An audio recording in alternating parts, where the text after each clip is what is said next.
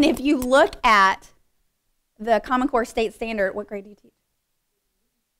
For 12th grade English, language arts, in literature and informational text, this hits just about every single one of those standards.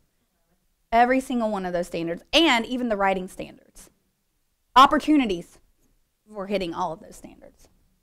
So when people say in standardized, classrooms with the Common Core, you can't do anything interesting, I'm going to push back and say, yes, you can. You can really engage your students. Oops, I don't know what I just did. All right, there we go. All right, so I'm going to stop with this is what it is, and I'm going to let you get your hands dirty and figure out whether or not you can do it in your classroom. But first, I want to point out, if you read the article, if not, it's all right. Do you have any questions about how they present, Avila and Moore, present this idea of critical literacy in the age of Common Core standards? And that was definitely more of a high school piece, so I'm sorry that it didn't really hit on early childhood. Because they present the story of Alexis to you. Alexis is a B- student in California. She doesn't always do so well on the standardized tests at the end of the year. But lo and behold, her teacher said, let's look at the newspaper. Let's look at this timeline. I think it's the Seattle Times. Presented in the Seattle Times that the life of Martin Luther King, Jr. And these are the most important events in the life of Martin Luther King, Jr. And let's see what's not there. What's not there? And so Alexis did her own research, and she decided that there were 3 events that were left out of this timeline that she thinks were critical in evaluating or in the life of Martin Luther King Jr. to see a full picture of who he was. So she wrote a letter to the Seattle Times, a letter to the editor saying, this is, hi, my name is Alexis, this was the assignment. This is what I think you might want to add to your timeline, because I don't think you provide a clear enough picture, a holistic picture of who this man was.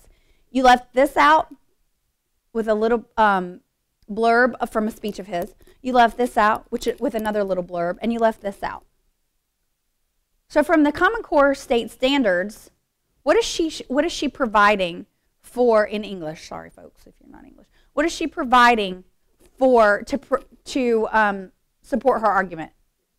Evidence, textual evidence of why she thinks, to back up her claim of why she thinks the Seattle Times should change their timeline to include these events.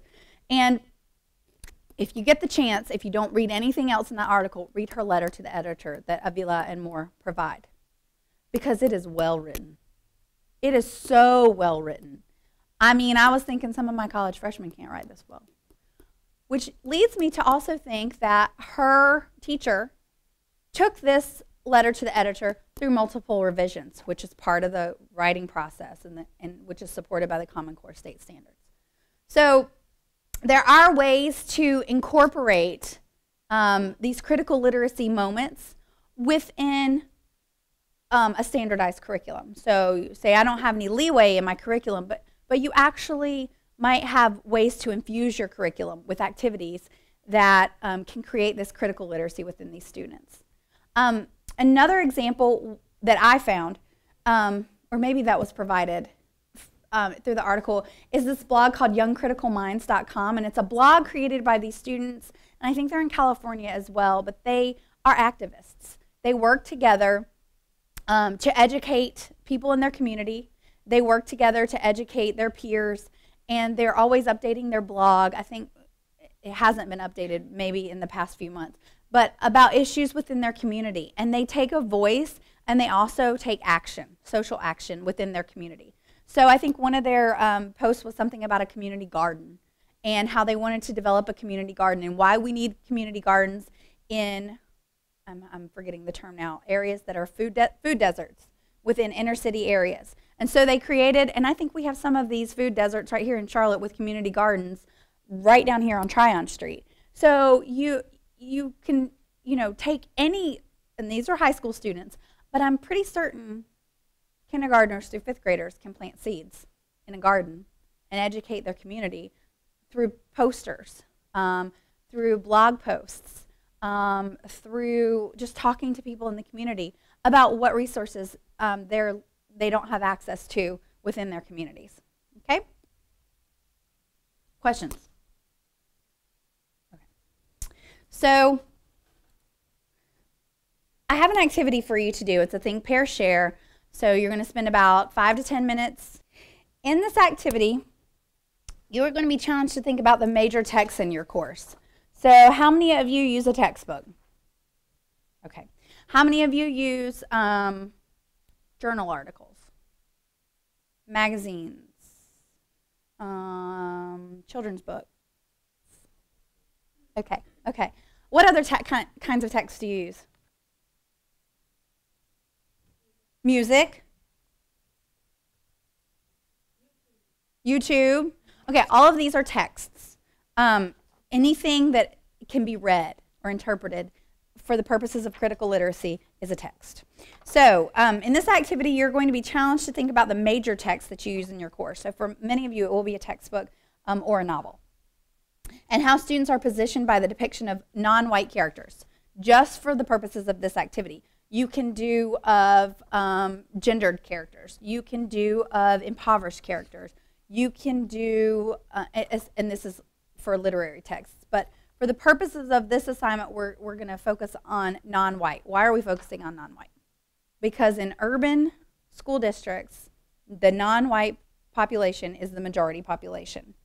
And most of the books, textbooks, resources that we use are written by white, educated, mainstream, heterosexual, Protestant, wealthy people, right? That is not the lived experience of the students that we're teaching. We're teaching newly immigrated students. We're teaching African American students whose families go back generations here in Charlotte. We're teaching impoverished students. We're teaching homosexual students, transgender, LGBT students. We're teaching the entire range of students, that the texts that we use are not representative of the lives that they live. So upon conclusion of this activity, you should be able to determine if the texts you are using provide positive images of characters or the content area in which you teach with similar backgrounds to your students, or if you need to develop activities to challenge the presentation of characters or content in which you teach. We will examine the text you currently use in your course, and we will discuss how the texts used in public schools position, sorry for that typo, students. So what you're going to do is very similar to what I've done here. I've given you a template for To Kill a Mockingbird, okay? Me too. To Kill a Mockingbird is written by Harper Lee in the 1960s. She is a white, Southern, female, wealthy woman. And the main characters in the text are Atticus Finch, Scout, Finch, Jem, Tom Robinson, and I didn't add Calpurnia, but Calpurnia, who is the mother figure in the text. The main characters are, for the most part, white, except for Tom Robinson, Calpurnia, and the people who live in their community. And the characterization and stereotypes of non-white characters. Toni Morrison writes this amazing book called Playing in the Dark.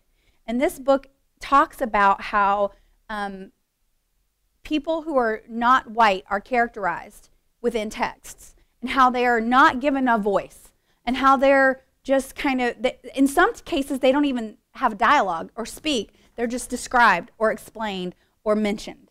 Tom Robinson, although he speaks quietly and doesn't speak often, and he is often unseen, he's voiceless. To have a whole novel built around who this person is, there's not much description of him. He is seen as disabled because he has a mangled arm. He is described as beast-like by Mayella Ewell. He is calm and he is helpful. Calpurnia, which is the mother figure, is the maid for the Finch family, is presented as calm and tyrannical by Scout, the little girl, loving, and code switching. If you've read To Kill a Mockingbird, Calpurnia is this very educated woman who speaks very, see, words escape me right now, thoughtfully. She chooses her words very carefully when she's in the Finch household. But when she goes out to take the kids to her home church, they cannot believe that she speaks a whole different language in her community. That Calpurnia led a modest double life never dawned on me. The idea that she had a separate existence outside our household was a novel one, to say nothing of her having command of 2 languages. That's very important for our students to understand, because we all have command of 2 languages, at least. We have command of the language that we speak with our family. We have the command of the language that we may speak in our religious houses of worship. We have command of the language that we speak with our students. We have the command of the language that we speak with our friends. I sometimes feel schizophrenic in all the languages that I speak, and sometimes I slip in and out by accident depending on who I'm with. And sometimes my students are like, what are you doing again? You're not speaking the academic language that we're used to. No, I'm tired, and I slipped right back into West Side. So it happens, and you do it all day long, but kids need to know how to do it, right? Kids need to know how to code switch. We got to give them the tools, and critical literacy is one of those tools. We've got to give them the tools to be successful. So introducing a character in a novel that does this so easily and does this with skill is important. You don't have to read the whole text. You don't have to read the entire To Kill a Mockingbird, but show them an example. Anyway, okay, I digress. Y'all are supposed to bring me back. Heather, get back. Okay, so this is an example of what that might look like. I'm giving you another example in a literature classroom of what this might look like with How the Garcia Girls Lost Their Accents, which was written by Julia Alvarez, who is a Dominican background. She's a female author, and she writes a kind of autobiographical tale of 4 sisters who were born in the Dominican Republic, who come to the United States and have to deal with the American dream, as it were. And if you're an English teacher, you touch on the American dream, or whatever word you want to choose to call it. And they are characterized, they are victimized, they are isolated by their language deficit, they are experimenting with American values and experience, and they're revolting against the patriarchal values of their homeland. I think a lot of our students in Charlotte Mecklenburg schools can identify with these kind of characters who they come here and they live 2 cultures, and they feel like they have to throw away their home culture to be successful in the dominant American culture. And so we need to show them that no, you don't. Let's just bring those values with you and critique our values and figure out how they can be to. You can live your life with both sets of values. So this is more of an ELA, English Language Arts focus. This down here is for textbooks and informational texts. So I'm interested in hearing or learning what text you're using, who the author is, what the author's gender, ethnicity, sexual orientation. I would assume that this author is most likely of a higher socioeconomic class, although that may not be true.